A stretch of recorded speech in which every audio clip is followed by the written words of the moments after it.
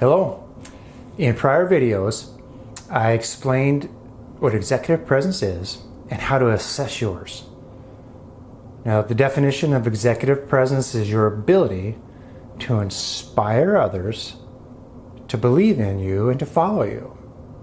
And it's based on three things: how you communicate, how you act, and how you look. In this video, I want to dive into the how you act part of this, specifically into your relatability and your credibility. Relatability is simply the extent to which others can relate to you and that you can relate to them. Are you relatable? Are you likable? Do people walk on eggshells around you? Are they afraid to approach you? Do they worry about bumping into you and not having anything to say? Or vice versa, you're worried about bumping into people like, I don't even know what to say if I come across them. That's all related to your relatability. So why is relatability important? So important. In a prior video, I shared this quote from John Hancock, which says that the greatest ability in business is to get along with others and to influence their actions.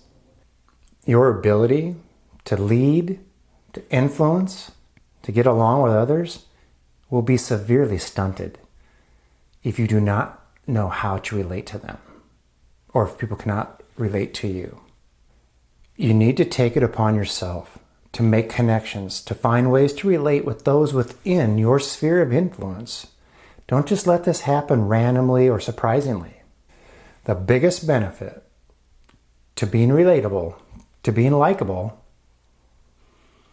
is that not only are people more likely to follow you, they're more likely to trust you. And even better, they're more likely to forgive you if and when you make a mistake. Another way to highlight the importance of being relatable is with this illustration from Fast Company.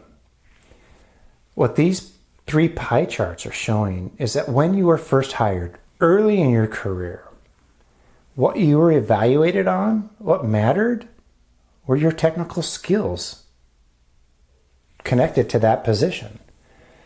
But as you progress in your career, what becomes more important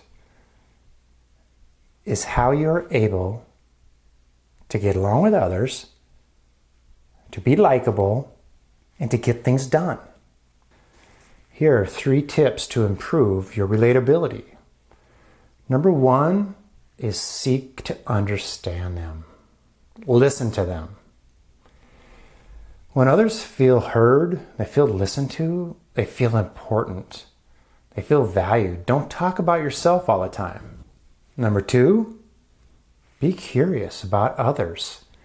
Have courage, commitment, capacity, and curiosity to learn about those that you're working with. And thirdly, be present when you're around others. A simple tip is to put your phone away. Turn off that watch that's going to keep pestering you and distracting you. There's a study that shows they did research with people who had their phone on the table and those that didn't have their phone on the table. Those with their phone on the table, in generalities, were liked less than those whose phones were not located on the table. My favorite tip to being more relatable, and hopefully something that is very freeing for you, is what somebody once told me. This was a person who's so good at connecting with others. She told me, if you're going to be an interesting person, you need to do interesting things. Try new things. Go to new places. Read different things. Listen to something you've never listened to before. This will open new perspectives that'll make it so much easier for you to relate to others and for others to relate to you.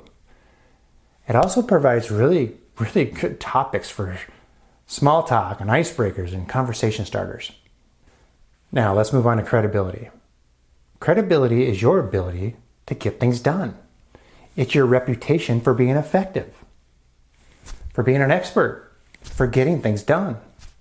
Credibility is performance-based, right? It's not because of your title, your position, your experience.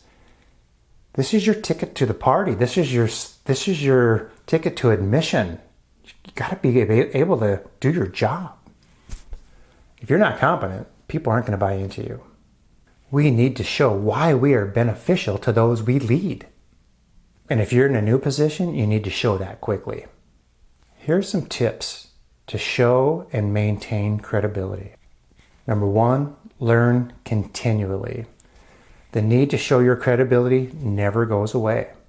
The longer you go in leadership, the more likely you're going to have control over businesses or topics or functions that you're less competent in, either because you've been away from them a long time or you've never done those before and they just got put under your control. You still need to have a base level of knowledge to know what goes into getting the job done. Keeping up with business, trends, societal information related to the industry will up your game. It's all about having stories, right, to tell and perspectives to share without being fake. Another tip, be humble, be transparent. Share with others the challenges you had, the mistakes you've made, and how you've overcome those. Another one, show that you're willing to get help. Show that you don't believe you can do it all as the leader. Many executives will tell you they would much rather hire somebody who admits to not knowing how to do everything and that they need help over somebody who feels like they can do everything themselves. And finally, be prepared. When a leader's competent, that knowledge translates into confidence, which drives credibility, and that's passed on to the team. I like to talk about relatability and credibility at the same time because these are the two primary ingredients in what some people call gravitas. A leader with gravitas is someone who is well respected for getting the job done, right? That's credibility. But they're also relatable. People like them. They can relate to them. They're not afraid to be around them. To sum this up, take time to find ways to relate to others in your sphere of influence and never stop learning to drive your credibility. Thank you for watching.